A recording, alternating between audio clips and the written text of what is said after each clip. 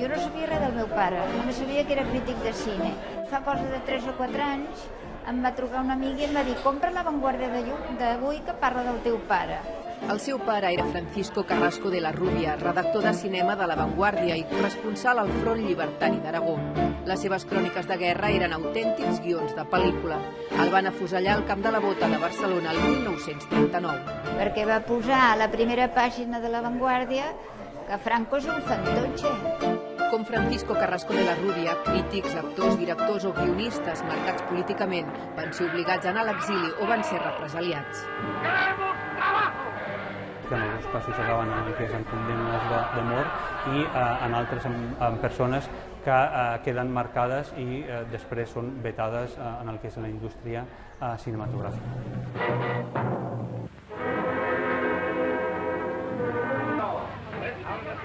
Pues mira, la pel·lícula jo la trobo bona, no perquè sigui el meu pare, perquè hi havia molt pocs medis llavors, i mira, va sortir-se.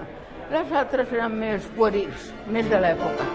Moltes carreres van quedar estroncades, com la de Pedro Puche. Ara la seva filla s'ha dit els seus records a l'exposició Cinema en temps de guerra, exili i repressió, i com el d'ella, altres testimonis. Històries de gent del cinema que potser podrien convertir-se en pel·lícula.